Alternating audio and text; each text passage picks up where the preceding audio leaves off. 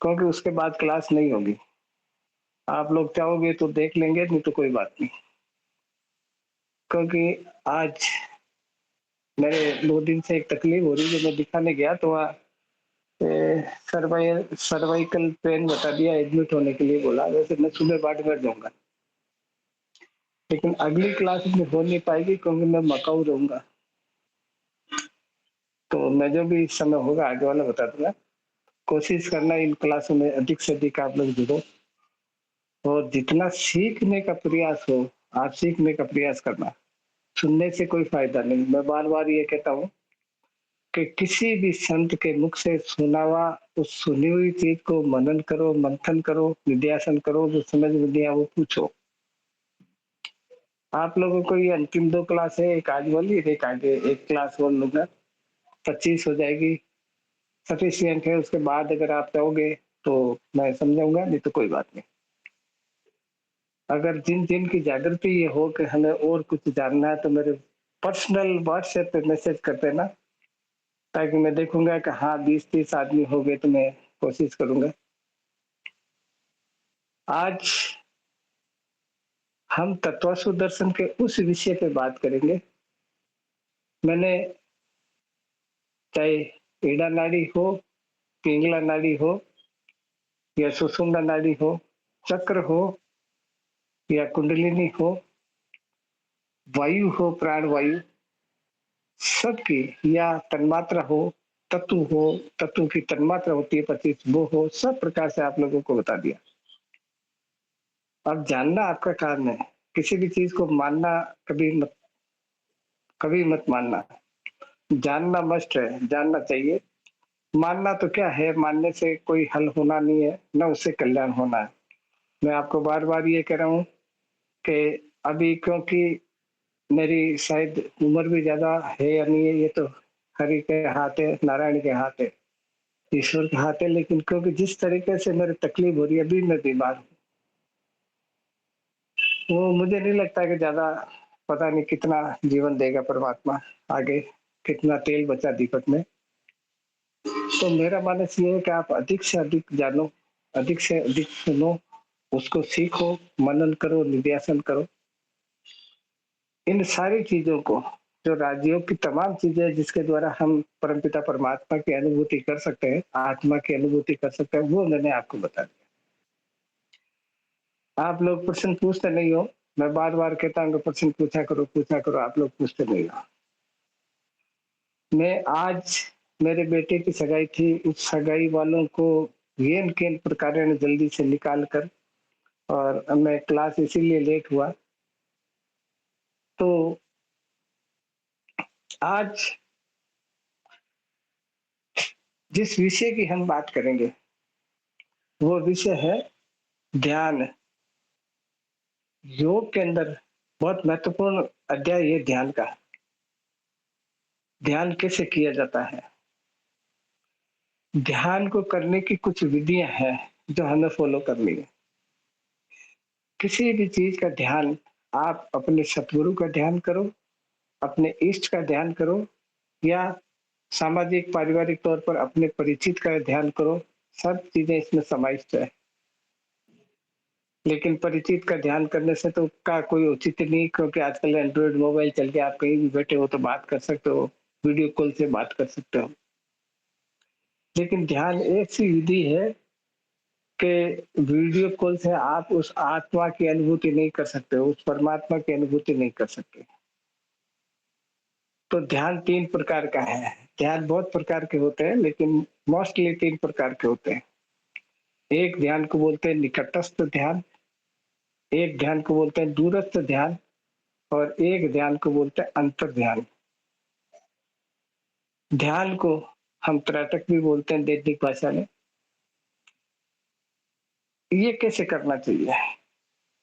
सबसे पहले तो ध्यान करने के लिए आपको अभ्यास होना चाहिए अच्छा प्राणायाम का, किसी आसन पर बैठने का, और कभी भी जमीन पर बैठकर कोई भी योगाभ्यास नहीं करें, ये ध्यान रहे।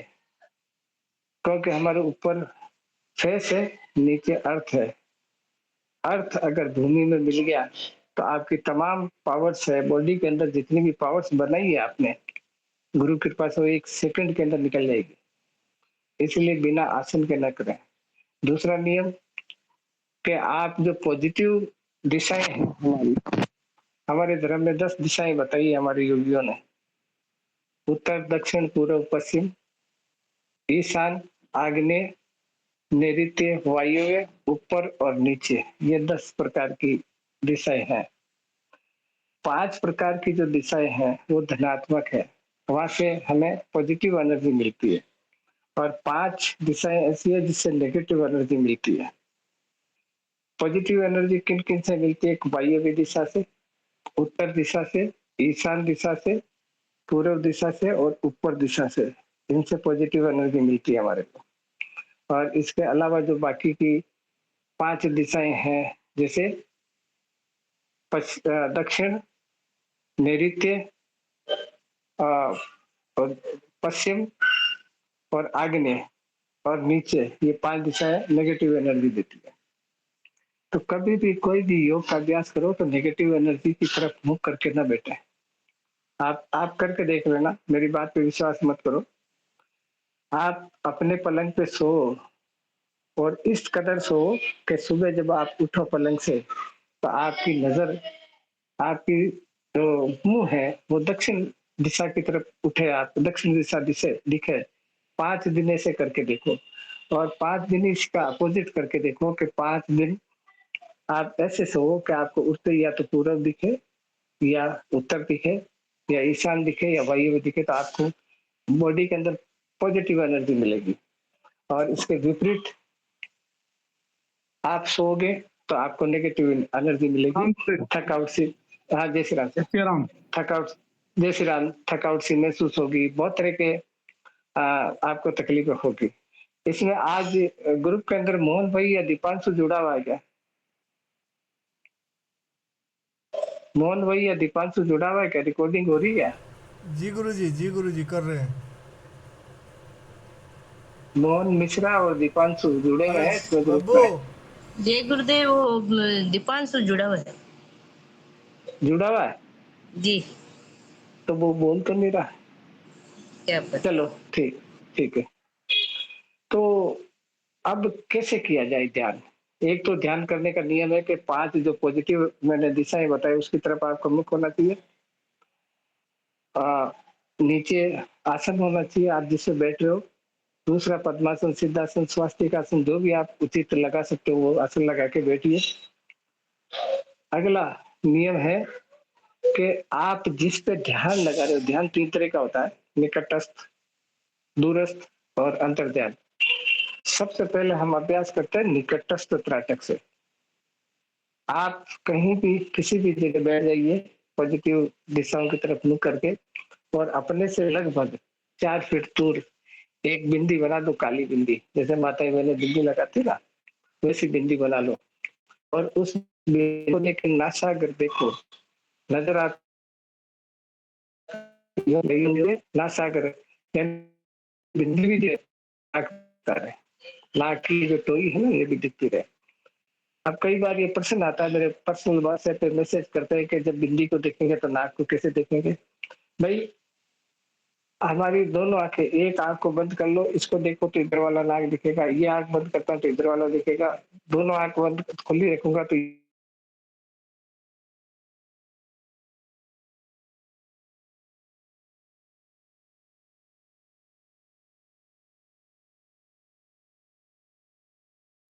कर दो या काले पेन से या लाल पेन से इधर डॉट बना दो इधर, ताकि वो डॉट वो भी दिखता रहे और वो सामने बिंदी वो भी दिखती रहे। ये तब तक करना है जब तक आपके आँसू निकल कर विशुद्धि चक्र के नीचे नहीं आ जाए।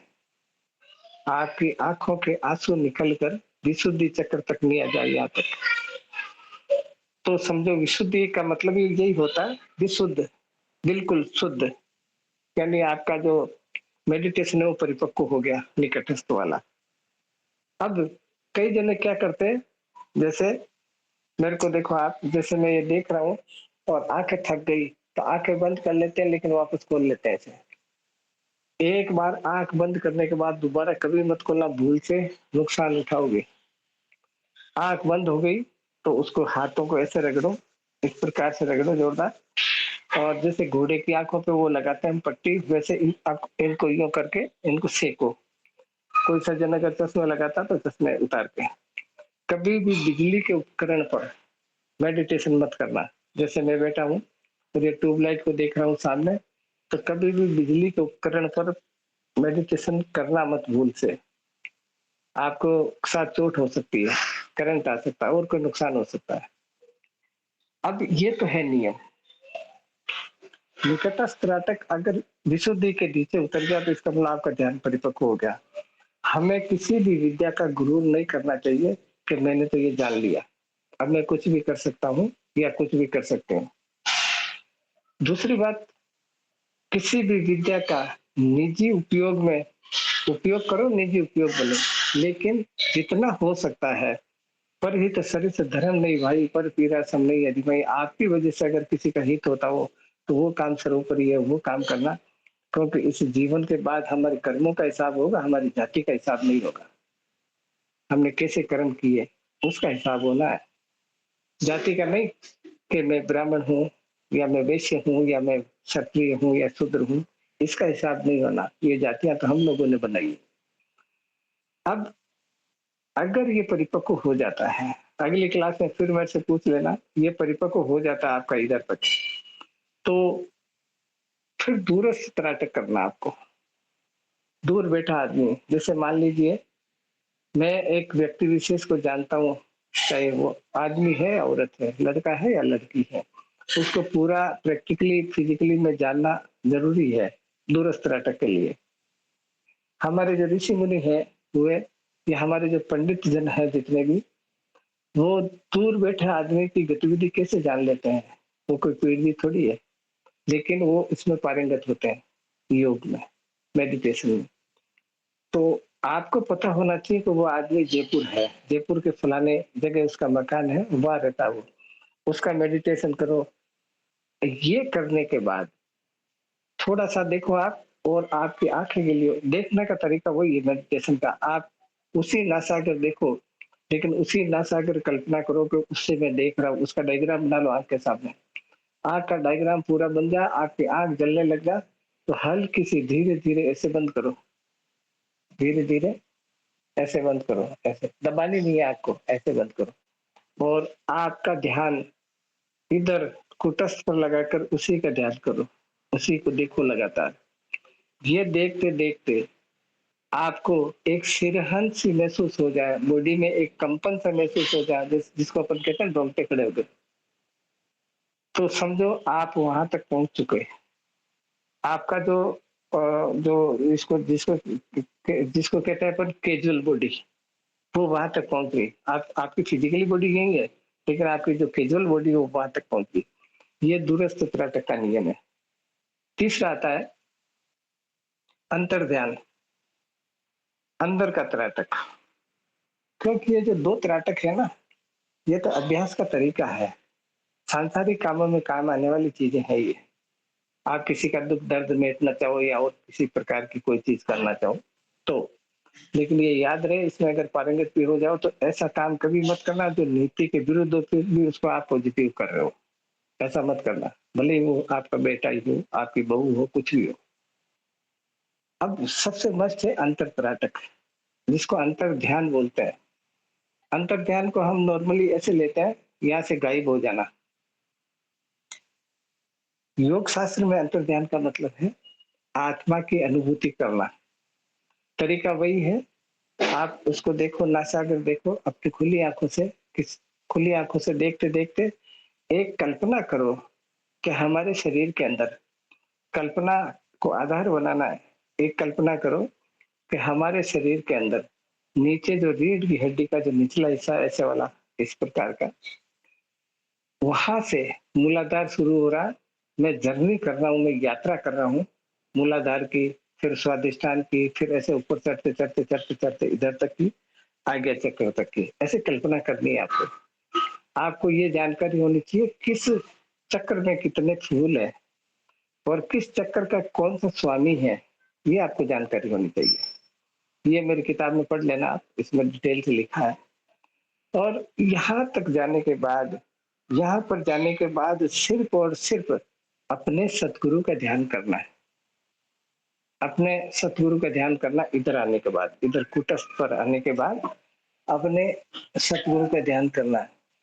जब हम हमारे सतगुरु का ध्यान करेंगे इस जगह पर, तो निश्चित तौर पर ये ज़रूर नहीं कि एक दिन में हम पारंगत हो जाएँ, 2 दिन लग जाए, 3 दिन लग जाए, 15 दिन लग जाए, हफ्ता भर लग जाए, महीना भर भी लग सकता है, सालों भी लग जाती है और ये जीवन भी लग जाता है। वो आपके अभ्यास के ऊपर डिपेंड कर रहा है।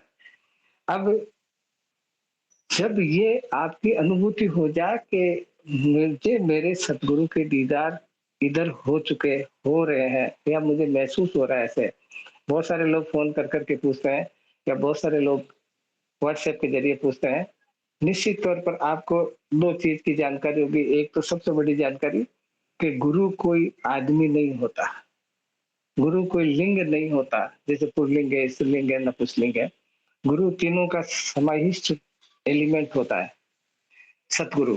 तो उस सतगुरु की पहचान होती उसी शक्ल में, जिस शक्ल में आपका सतगुरु है। तो एक एक डाउटफुल क्रिएट हो जाता है कि यार मेरे सतगुरु तो इधर है नहीं, मेरे सतगुरु तो जयपुर है, अजमेर है, दिल्ली है या और कहीं है, तो फिर ये कौन? तब आपको ये अनुभूति होती है कि सतगुरु वास्तव में एलिमेंट है, कोई व्यक्ति विशेष नहीं है। हाँ, उसकी शक्ल उसी रूप में आपको दिखेगी। ये अंतर्ध्यान का पहला चैप्टर है। अगला चैप्टर, पहली बात तो आपको इसी में आनंद आएगा, लेकिन अगला अभ्यास जब आप अपने सतगुरु के दीदार कर रहे हो कूटस्थ के अंदर, अपने आज्ञा के अंदर, आज्ञा चक्र के अंदर, तो आपको आगे की जर्नी नहीं करनी है, सिर्फ उन्हीं से ये मेडिटेशन के द्वारा उन्हीं से निवेदन करना है कि हे परमपिता परमात्मा के खंड स्वरूप सतगुरुदेव, मैं कौन हूँ? मैं कौन हूँ? मैं क्या करने आया हूँ? मुझे क्या करना है? और मैं मुझे कहाँ जाना है? क्या करने के लिए है और मुझे क्या जाना है? ये आपको सब पता है। आप इसका मार्गदर्शन आप ही कर सकते हैं।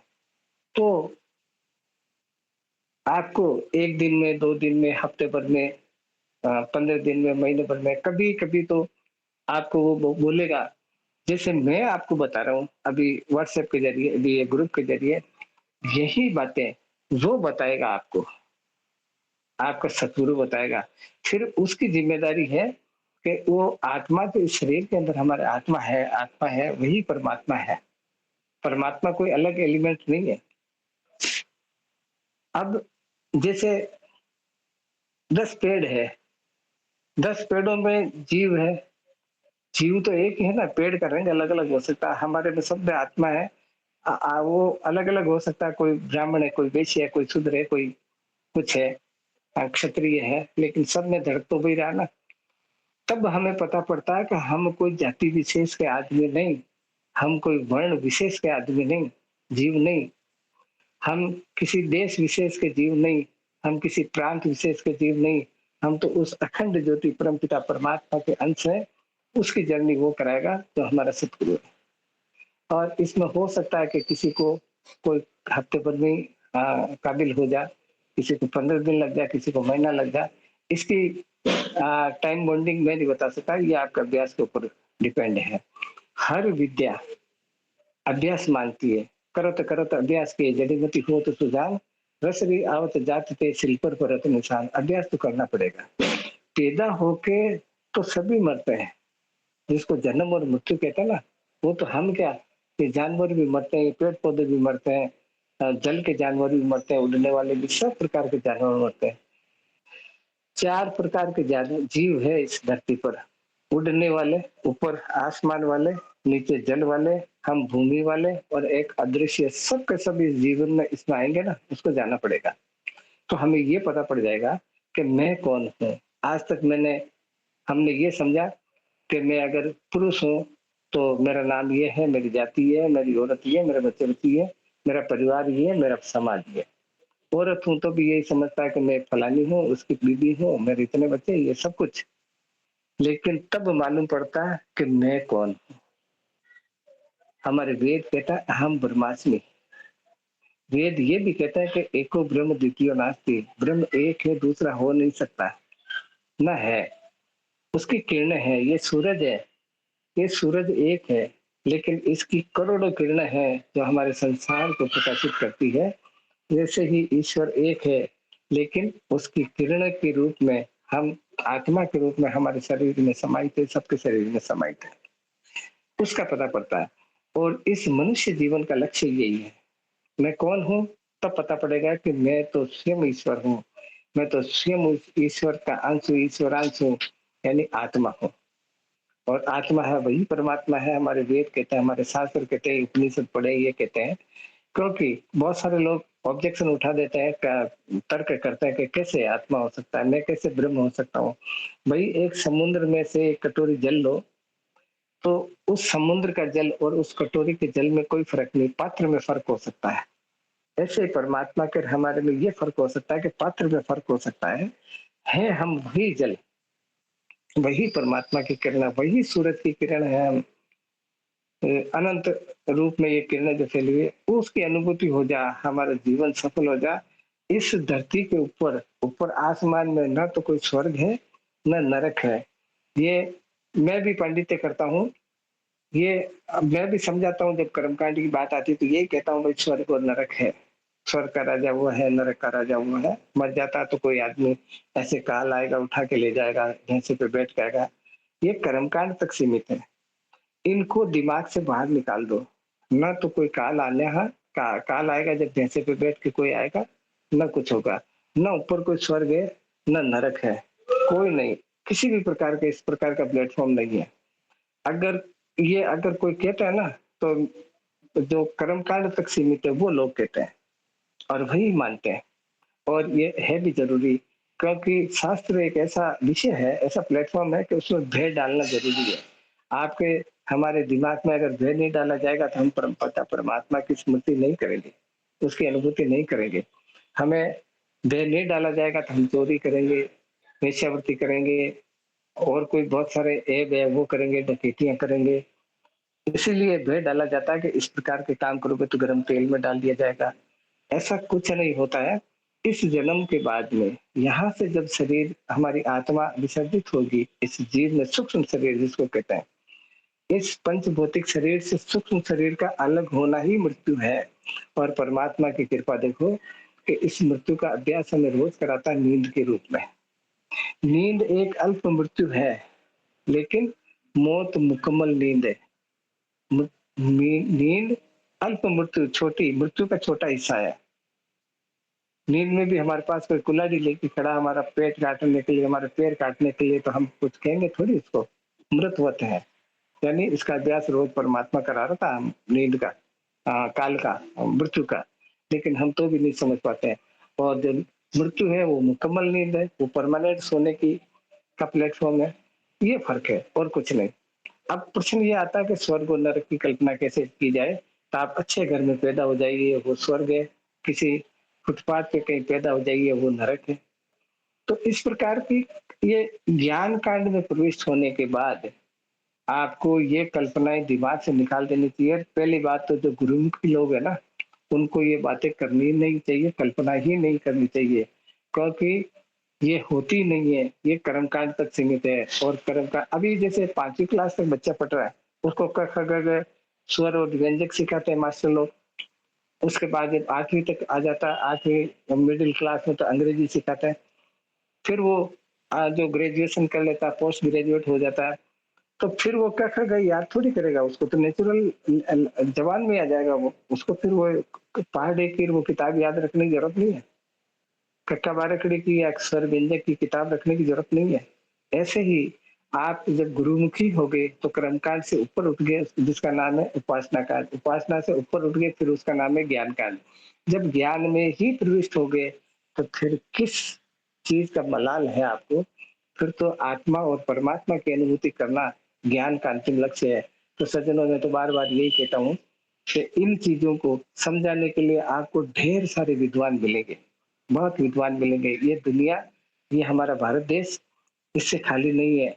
और आपको मैं बता दूं कि मैं 17 और 18 तारीख को मकाऊ जा रहा हूँ, इसी विषय पे बात करने कि क्या शरीर में आत्मा होती है। ये मेरा विषय है, क्या शरीर में आत्मा होती है, और होती है तो कैसे, अनुभूति करके बताइए। तो वहां तो हम लोग तो 5, 10, 20, 50 लोग जुड़े हुए हैं ग्रुप में, वहाँ तो 10-20 हज़ार लोग रहते हैं। उनको प्रैक्टिकल अभ्यास कराना पड़ता है। तो मैं यही आप लोगों को कह रहा हूँ कि हर प्रकार से मैं आपको बताने के लिए तैयार हूँ, हर तरीके से आपको समझाने के लिए तैयार हूँ। लेकिन आप समझना आपका कल्याण हो जाएगा, नहीं तो अंतिम तो श्वास आनी है सबकी, मृत्यु सबकी होनी है। और जब हम परमात्मा की अनुभूति कर लेंगे, उसी का नाम मोक्ष है, उसी का नाम मुक्ति है। मोक्ष का मतलब होता है मम अक्ष इति, वेदों के अंदर मोक्ष की परिभाषा लिखी मम अक्ष इति, मेरे अक्ष को स्वीकार कर लेना। मेरा अक्ष कौन-सा? जो आत्मा है। और मुक्ति, मुक्त हो जाना, जब एक तालाब में से, एक सागर में से एक कटोरी भरी, उस कटोरी को वापस मैंने तालाब में डाल दी, उसको बोलते हैं मुक्त होना, यानी जन्म-मरण छूट जाना। और मोक्ष कहते हैं मम एक अक्ष इति, उस आत्मा की अनुभूति कर लेना, इससे कल्याण हो जाता है हमारा। अ, और मुक्ति का मतलब छूट जाना, जन्म-मरण माँ के पेट में भविष्य में नहीं आना, इसको बोलते हैं मुक्ति। तो ये मैंने अभी आपको मेडिटेशन का चैप्टर बताया कि मेडिटेशन पुनः आप सुन लीजिए 3 प्रकार का होता है। निकटस्थ, दूरस्थ और अंतर्ध्यान। निकटस्थ और दूरस्थ त्राटक होता है जो हमारे दैनिक दिनचर्या में काम आता है, पर पारिवारिक, सामाजिक या किसी का परहित करना हो, किसी का भला करना हो, इस काम में आ सकते हैं। इसका धर्म से कोई लेना-देना नहीं। अध्यात्म से कोई लेना-देना नहीं इसका।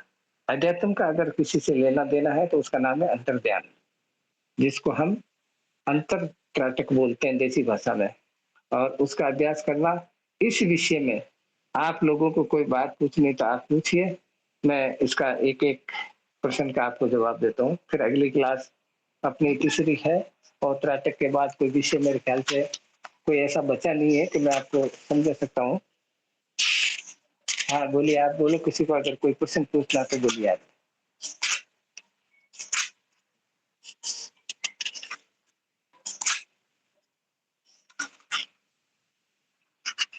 आप लोगों के पास कोई किसी के पास प्रश्न नहीं?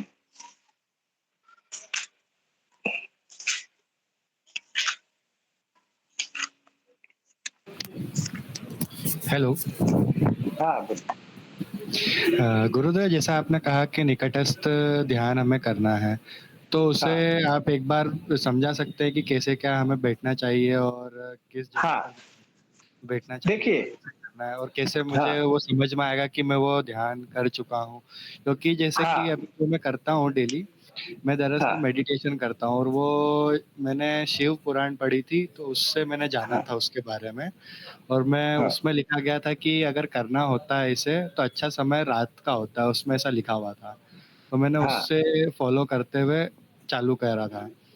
तो अभी मुझे हाँ, 4-5 साल तो हो गए, तो मैंने एक तरीके से उसे इसलिए करा था कि एक मैंने एक क्या कहते हैं, एक लक्ष्य ये साधा था हाँ, कि ठंड लगना बंद हो जाए एक तरीके से शरीर को। हाँ, तो वो तो मुझे ऐसा हो गया कि जो ऐसे हम ध्यान लगाना बोलते हैं, मुझे समझ में ही नहीं आ रहा हाँ, है कि क्या है वो? यानी कब जाके मुझे पता चलेगा, अनुभूति होगी कि ध्यान में हूँ।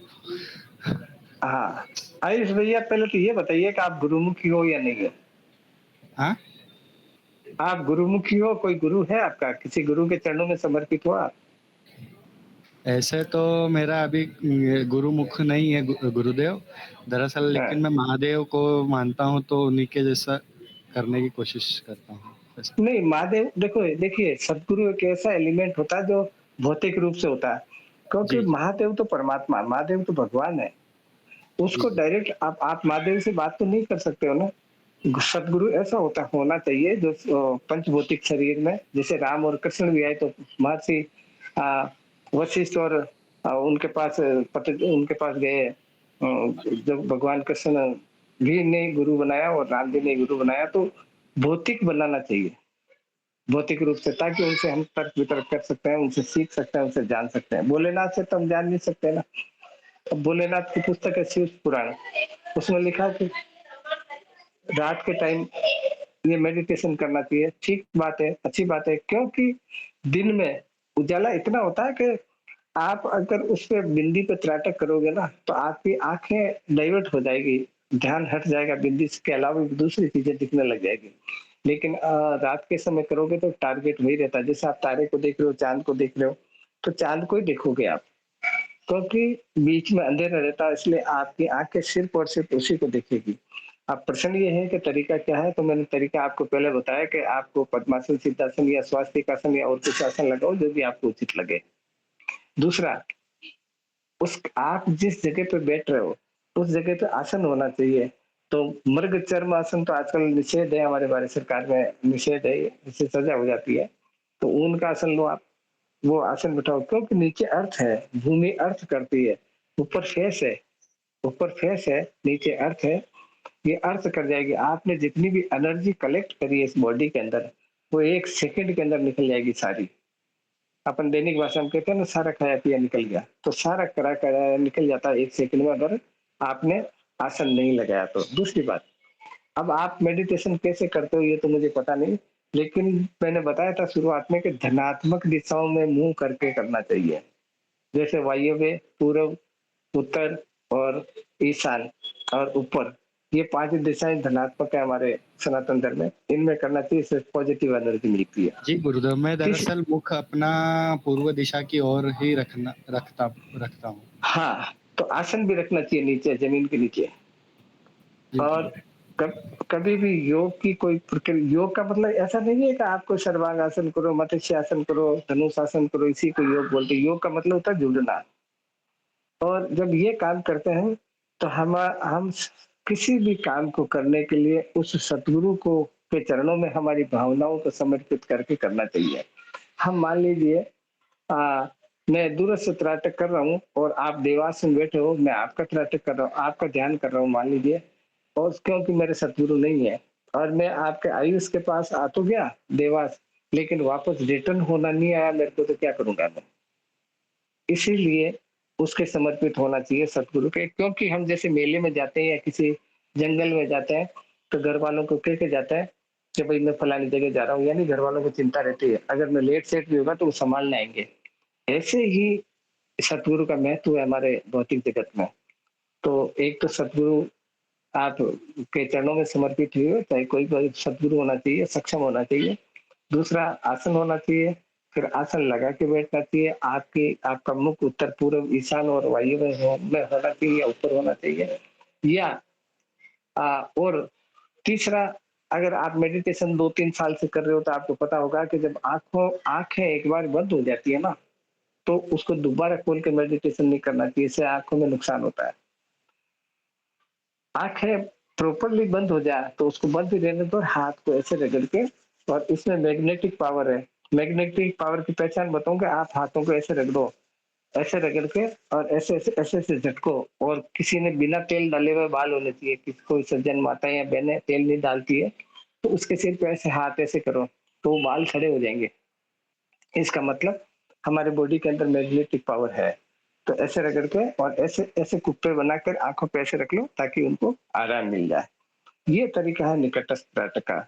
निकटस्थ त्राटक जब पारंगत होते हो निकटस्थ त्राटक में, जबकि आपके आँसू निकल कर और विशुद्धि तक आ जाए, विशुद्धि चक्र तक आ जाए, तो ये समझ लीजिए कि मेरा त्राटक, मैं इसमें पारंगत हूँ। फिर आप अगला कर सकते हो दूरस्थ त्राटक, फिर उसके आगे कर सकते हो अंतर त्राटक। डायरेक्ट अगर अंतर त्राटक करते हैं तो मैं जहाँ तक समझता हूँ सफलता नहीं मिलती है। मिल भी सकती है अगर कोई गुरुमुखी अच्छा सक्षम है तो, लेकिन काफ़ी मशक्कत का काम है। तो आपके आँसू आते हैं कि नहीं आते ये बताओ? गुरुजी मेरे आते हैं, लेकिन ऐसे हर रोज़ नहीं आते हैं। यानी 2 1 आध 2 दिन की गैप हो जाती है, लेकिन आते ज़रूर हैं। तो ये और अविशुद्धि तक आ जाए ना तो हम उसमें पारंगत हो गए, फिर आगे वाला मेडिटेशन कर सकते हो आप। अच्छा, और गुरुदेव मुझे ये पूछना है, तो अगर जैसे ये आँसू आ रहे हैं, तो ये आँखें बंद होनी चाहिए तब आने चाहिए या पहले ही आ जाने नहीं, चाहिए? नहीं, खुली आँखों में, खुली आँखों में, अच्छा, अच्छा। खुली आँखों में आना चाहिए। ठीक है। हाँ, और किसी को कोई बात पूछनी है? जय श्री राम गुरुदेव। जय श्री राम। गुरुदेव, मेरा ये प्रश्न है कि जैसे आप बता रहे हो मेडिटेशन की टाइम में आँखों में आँसू आने चाहिए, और मेरे तो हरदम आते रहते हैं। जैसे ही आँखें बंद करूँ और थोड़ा-सा ही अगर गलती से ध्यान लग गया, फटाक से आँसू आ जाते हैं, ऐसा क्यों होता है? हाँ, नहीं, उसको भाव भक्ति बोलते हैं, उसको भाव भक्ति बोलते हैं। अच्छा है वो तो, कोई बुरा नहीं है, अच्छी बात है वो तो। और एक वो सगुण और निर्गुण के बारे में थोड़ा सा प्रकाश डालें। हाँ, देखिए, मैं अभी सत्संग में गया था थोड़े दिन पहले, इसी विषय पे बातचीत चली थी कि ईश्वर तो कण-कण में है, हर जीव में ईश्वर है, तो फिर ये मंदिर, मस्जिद, गुरुद्वारे क्यों? अमूर्त तक पहुँचने के लिए मूर्त होना ज़रूरी है। यानी जो कण-कण में विद्यमान है, जो हमारी आँखों से दिख नहीं रहा है, उसको का अभ्यास करने के लिए, उसकी अनुभूति करने के लिए किसी फिजिकली नेचुरल बॉडी की भी होना ज़रूरी है। इसीलिए हम राम का मंदिर बनाते हैं, कृष्ण का मंदिर बनाते हैं, शिव का मंदिर बनाते हैं। क्योंकि राम को हमने देखा नहीं, कृष्ण को हमने देखा नहीं, शंकर को हमने देखा नहीं, इसलिए उसका अप्रोक्सिमेटली एक चित्र बनाकर, एक मूर्ति बनाकर उसका ध्यान करते हैं, उसके चरणों में समर्पित हो जाते हैं। तब हमें फिर आगे इसको इसको सरगुण भक्ति बोलते हैं। तो ये कोई अ, ऐसा नहीं है कि ये बुरा है। अमूर्त, जिसका कोई शान शकल नहीं है, जिसका कोई रंग रूप नहीं है, उसको बोलते हैं अमूर्त। को जानने के लिए मूर्त से शुरू होती है बात। यानी जैसे एक एग्जांपल बताऊं कि मैंने अ, माया को देखा नहीं कभी, खाली उसकी आवाज सुनी है मैंने। तो माया तक जाने के लिए माया का मेरे को उसका पता होना चाहिए कि माया है कौन, कैसे कपड़े पहनती है, कौन है, कहाँ रहती है, क्या उसका व्यवहार है, उसका धार्मिक लेना देना कैसे है, पूरा जब बायोग्राफी पता पड़ेगी ना, तो मैं उसको मेडिटेशन कर सकता हूँ, अनजान आदमी को नहीं। इसलिए मुझे एक ग्राफ बनाना पड़ेगा, तब माया तक पहुंच सकता हूँ। ऐसे ही परमपिता परमात्मा, चाहे राम रूप में स्वीकार करो, चाहे कृष्ण रूप में स्वीकार करो, चाहे शंकर रूप में स्वीकार करो, चाहे ब्रह्मा विष्णु महेश किसी भी रूप में, लेकिन उन पर पूरी श्रद्धा होने के बाद फिर हमारा आगे वाला रास्ता होता है। फिर वो तो हो गए कि हमारे भगवान है। भगवान उसको कहते हैं जो 5 तत्वों से बना हुआ है। भ मतलब भवन, ग भ मतलब भूमि, ग मतलब गगन, आ का मतलब अग्नि, व का मतलब वायु और न का मतलब नीर, पानी। 5 तत्वों से जो निर्मित है उसको भगवान कहते हैं, और ये जिन्होंने जिनके भी मन में मंदिर बना रखे भगवान है। और भगवान भी इस धरती पे आए ना, तो उनको भी प्रारब्ध के अनुसार अपने कष्ट, दुख, सुख भोगने पड़े। जैसे कृष्ण को देख लो, एक बेलिए ने तीर मार दिया इधर पैर में। राम को देख लो, 14 साल का वनवास। हालांकि वो एक अलग बात है, हम आध्यात्मिक दृष्टि से देखें तो वो अवतरित महापुरुष है, लेकिन आ, उनको भी तो पूर्व जन्म के श्राप वश, चाहे श्राप नारद का हो या और किसी का हो, लेकिन उनको वो भोगना पड़ा। तो उनमें और हमारे में फर्क क्या है? जब राम युद्ध जीत गए लंका का, रावण का, तो हनुमान ने कहा कि प्रभु, राम ने कहा हनुमान को कि हनुमान, मैं तेरे को कैसे लगता हूँ?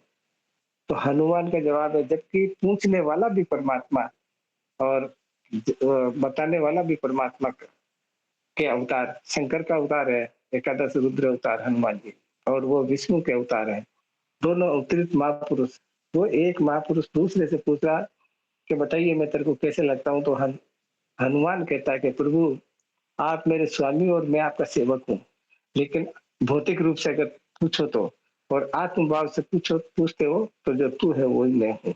इसी को हम वेदांत की वाणी कहते हैं, इसी को अद्वैत वाणी कहते हैं।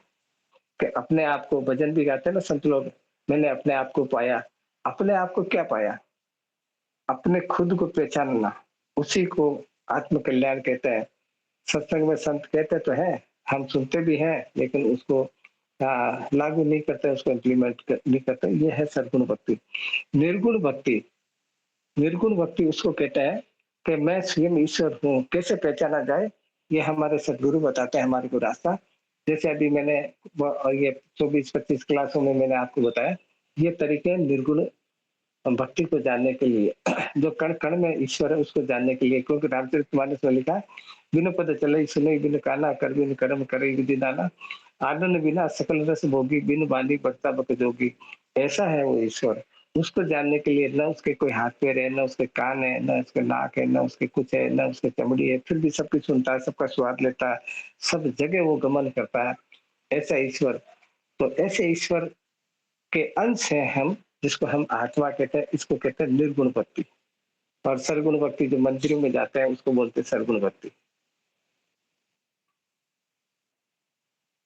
और कोई बात हो किसी सज्जन के तो पूछिए, फिर क्लास को तीसरी करें, क्योंकि पंखा बंद रखता हूँ तो मेरे को वो भीग जाता हूँ सारा।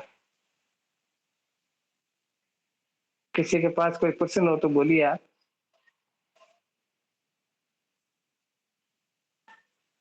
नहीं है तो मेरी बात सुनो आप अगली अगली लास्ट प्रश्न है अपना, उसमें सुनना आप।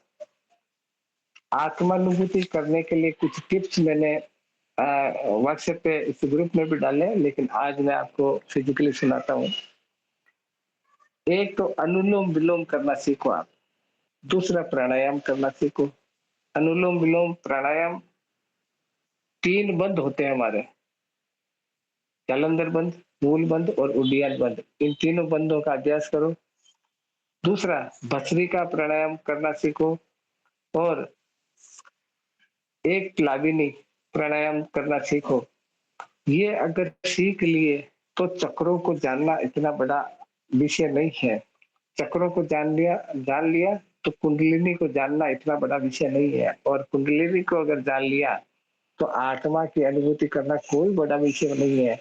लेकिन अगर वैसे हम देखें तो बहुत बड़ा विषय है, दुर्लभ विषय है। लेकिन ऐसे कर लीजिए आप, इनका अभ्यास कीजिए तो निश्चित तौर पर आप उस पायदान पर पहुंचोगे जिसकी हमारे वेद कल्पना करते हैं, हमारे वेद लिखते हैं। और किसी सज्जन का कोई प्रश्न हो तो पूछे, फिर तीसरी करते हैं प्रश्न की।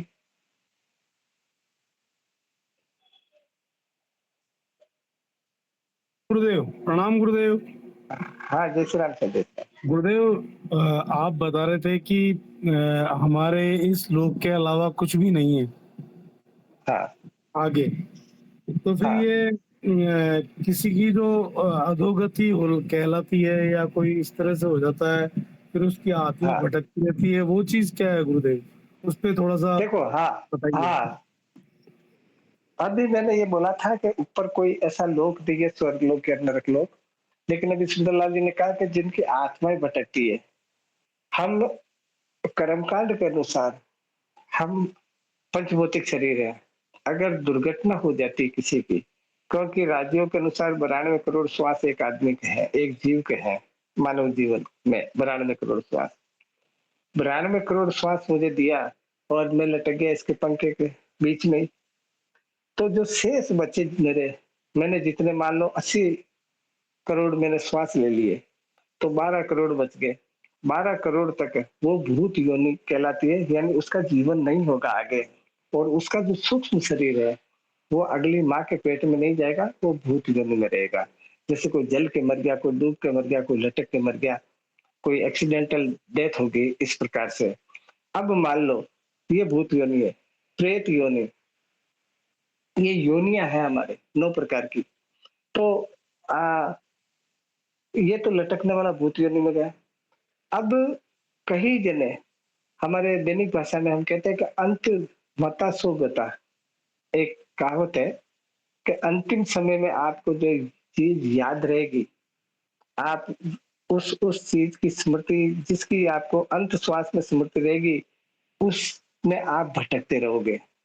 तो वो जो प्रेत योनि में वो भटकता रहता है, यानी उसको वही वो, जैसे मैं करोड़पति हूँ मान लो, एक एग्जांपल बताऊं कि यार मैं मर जाऊंगा तो मेरे छोरे क्या करेंगे, मेरी औरत क्या करेगी, मेरे इतने पैसे का क्या करेंगे, ये करेंगे वो करेंगे। तो हम मारवाड़ी में कहता है कि ये सांप बनेगा, ऐसा आदमी सांप बनता है। सांप बने या नहीं बने, वो प्रेत योनि में है और उसकी दुर्गति होती है।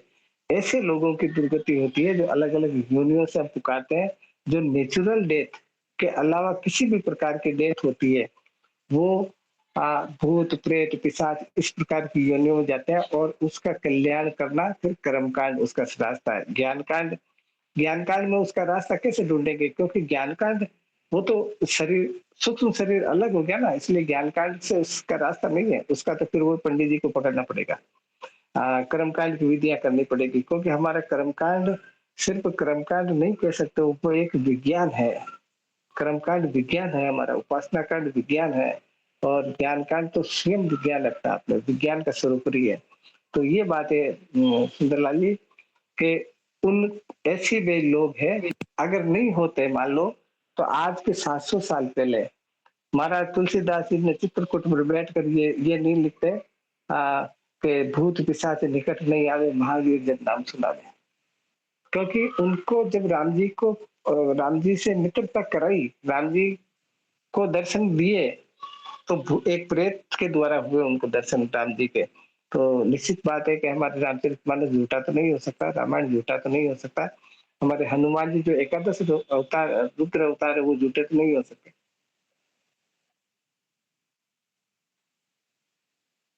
जी गुरुदेव। हाँ, तो अब अपन इतनी सीधी करते हैं, अगली बार शायद अगली क्लास को मैं मकाऊ रहूंगा। वैसे मेरे स्वास्थ्य ठीक नहीं है अभी, तो मकाऊ का तो है, मेरा आज ही टिकट आ गया। अगर किसी कारणवश कैंसिल हो गया तो बुधवार को क्लास होगी, नहीं तो मैं जैसा भी होगा आपको मैसेज डाल दूंगा, लेकिन परसेंट बना के रखो आप। पूरा जो विषय पूरा हो गया हमारा तत्वासु दर्शन का, पूरे विषय में से कहीं से भी आप क्वेश्चन पुटअप कर लीजिए, कहीं से भी लिख लीजिए, मैं हर तरीके से जैसे आप समझना चाहोगे मैं समझाने को तैयार हूँ, लेकिन प्रश्न बना के रखो मेहरबानी करके। क्योंकि तर्क करोगे ना तो ज्ञान का अंकुर प्रकाशित होगा, और तर्क नहीं करोगे तो मैं एक पंडित, जैसे मुझे मान लीजिए एक पंडित और मैं सत्यनारायण की कथा सुना रहा हूँ, अंत में कर दूंगा बोल दिए सत्यनारायण भगवान की जय, उससे हमारा कल्याण नहीं होना है। कल्याण तब होगा जब हम क्रिया करेंगे, उस क्रिया के द्वारा उसकी अनुभूति करेंगे।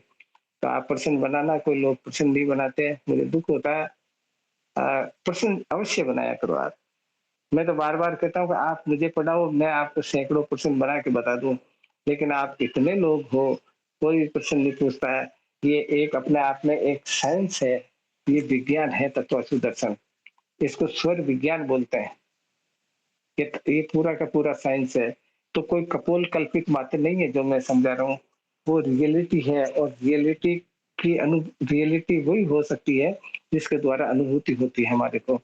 भाई ये तो हमारे को बात पता है कि इस शरीर के अंदर बोलने वाला कोई तो है, ये हाथ पैर हिलाने वाला कोई तो है, ये इतना लंबा करने वाला कोई तो। जब मैं पैदा हुआ माँ के पेट से तो छोटा था, धीरे धीरे धीरे धीरे बड़ा होता गया, इतना बड़ा हो गया 5-6 फुट का हो गया। तो कोई तो है, तो इसको कर रहा, कौन खींच रहा है इसको? ऐसे ही आ, तो आप लोग सुन रहे हो, अब कोई जोधपुर बेटा, कोई रेवदर बेटा, कोई एमपी में देवास बेटा, कोई दिल्ली बेटा, वो सुनने वाले कोई तो है ना। मैंने आपको बताया था एक बार शायद बहुत पहले, 8-10-15 क्लास में पहले की बात है, कि हमारा फलाना स्वर चल रहा है, तो मैंने ये बोला कि देखो मैं अब आपका स्वर चेंज करता हूँ। तो कोई तो जरिया है ना, मेरे में इतनी औकात नहीं है, मेरे में इतनी पावर नहीं है, लेकिन यहाँ से लेकर वहां तक जाने वाली कोई तो पावर है जो उसका स्वर चेंज कर दे, नहीं तो सामने बैठे वाला क्या नहीं कर सकते। तो ये मान के चलो कि इस शरीर के अंदर परमपिता परमात्मा की अनुभूति है, अक्ष है, लेकिन आज तक हमने क्या सोचा कि एक कांच का टुकड़ा ले लो, उस कांच में हमारी फोटो देखो, ऐसे कांच में, वो जो फोटो में कांच में दिख रहा है ना, वो हम नहीं है, लेकिन हम उस कांच में दिखने वाले को ही हम मान रहे हैं कि ये मैं हूँ। अगर मैं कैसे हूँ, वो उसको हम पकड़ नहीं सकते, उसको हम स्पर्श नहीं कर सकते, उसको हम सूंघ नहीं सकते, वो हमारा अक्ष है। ऐसे ही हमारे बॉडी के अंदर, हमारे शरीर के अंदर जो ये बोल रहा, हल रहा, हिल रहा, चल रहा, जो भी मूवमेंट कर रहा, वो उस परमात्मा का अक्ष है, उसको हम पकड़ नहीं सकते, उसका स्पर्श नहीं कर सकते, उसको सूंघ नहीं सकते। शब्द स्पर्श रूप रस गंध से दूर है वो, जैसे कांच में हमारी फोटो इन चीजों से दूर है, उसी की अनुभूति करना है। इसीलिए इसका अभ्यास कीजिए, जो मैंने 4-5 क्रियाएं बताई आपको, इसका अभ्यास कीजिए। मैं अगर चला भी जाऊं इस दुनिया से, तो कम से कम मुझे ये संतुष्टि होगी कि मैंने कुछ तो यहाँ बिखेर के गया हूँ, कुछ तो यहाँ मैं अगले मैं ಗುರುದೇವ್ ये ಗುರುದೇವ್ ಅಂದ್ರೆ हाँ ಪ್ರತಿಕ್ಕಾನು कड़ा अंतर स्टार्ट करा तक, हाँ अंतर त्राटक करने के लिए पहले निकटस्थ त्राटक करो, फिर दूरस्थ त्राटक करो, उसके बाद अंतर त्राटक होगा। ये 2 त्राटक पहले करो। क्योंकि सब लोग एक बात, मेरा मूल मंत्र समझ लीजिए कि हम किसी के घर जाते हैं ना, तो खाली हाथ नहीं जाते हैं, कोई फल फ्रूट या कुछ ले जाते हैं बच्चों के लिए, हमारे गुरुदेव है तो या हमारे मित्र है तो हमारे परिवार के, तो खाली हाथ नहीं जाते, कुछ न कुछ लेके जाते हैं। इतना बढ़िया सुंदर शरीर दिया, चाहे हमारे को स्त्री रूप में दिया चाहे पुरुष रूप में दिया शरीर। अब बाहर से हम स्त्री या पुरुष हो सकते हैं, अंदर से तो एक ही है। तो उसको क्या शक्ल दिखाएंगे, किस मुंह से शक्ल दिखाएंगे उसको परमपिता परमात्मा को कि तूने ये रोल 50 साल का, 60 साल का, 70 साल का रोल करने के लिए हमारे को भेजा, और जैसे भेजा वैसे ही हाथ हिलाते आगे। तो कम से कम कुछ तो हम अलग करें। तो मेरे को खुशी होती है कि मैं कम से कम, आप पारंगत हो मुझे ये तो उम्मीद है, लेकिन कम से कम ऐसे तो निकृष्ट नहीं हो कि मैं शक्ल दिखाने काबिल नहीं रहूं। ऐसे ही हम हर आदमी को सोचना चाहिए कि हमारे को हर अगले घर जाना निश्चित तौर पर, तो उसको शक्ल दिखाने के काबिल रहे। इसीलिए इसकी क्रियाएं करते रहे, आपका कल्याण होगा। और अगर मान लो इस जीवन के बाद हम ऐसे धनाढ़ घर में पैदा हो जाए, अगर हमारी मुक्ति न हो और मोक्ष ही हो खाली और कल्याण ही हो खाली, और ऐसे घर में पैदा हो जाए कि हमारे आगे पीछे 10 20 50 तो नौकर घूमे, 2 4 फिएट ऐसे जो लग्जरी गाड़ियां घूमे, प्लेन के अंदर जर्नी करे, तो वही तो स्वर्ग है। जिसके पैर नहीं है, गाड़ी में घूम रहे हैं, हाथ नहीं है, गूंगे हैं, बेरे हैं, सब कुछ है, ये नरक है। और इसके अलावा कुछ भी नहीं है। आप ज्ञान कांड के द्वारा इस बात को इतने से मान लीजिए। 6 आपकी मर्जी है। और अगली क्लास में आप प्रश्न जरूर पूछना। जय श्री राम। गुरुदेव, राम गुरुदेव। हाँ हाँ, जय श्री राम गुरु जी, प्रणाम। जय श्री राम। मैंने आपसे व्हाट्सएप पे एक क्वेश्चन पूछा था गुरुदेव, हाँ बोलो। पिछली बार। वो थोड़ा बड़ा है, आप एक बार देख के मुझे उस पर बता देंगे क्या? वो चलो मैंने मैं उसको आपको पढ़ के बताऊंगा। मैंने आपको उसके रिगार्डिंग एक फोटो भी भेजा था कि वो ऐसा कुछ दिखता है हाँ क्या? हाँ, तो मैं आपको फोन करके बताऊंगा। ठीक है, ठीक। जय श्री राम जय श्री गुरुदेव। राम। आप पंखा लगा के बैठा करो, स्वास्थ्य का ध्यान रखा करो। ये माया, आवाज नहीं आती, फिर आवाज नहीं आती। आवाज तो जय श्री आती राम। रहेगी गुरुदेव, आप फिर कितना दुख पाते हो। जय श्री राम। आप क्या जय करें। श्री राम। गर्मी है, स्वास्थ्य बिगड़ गया तो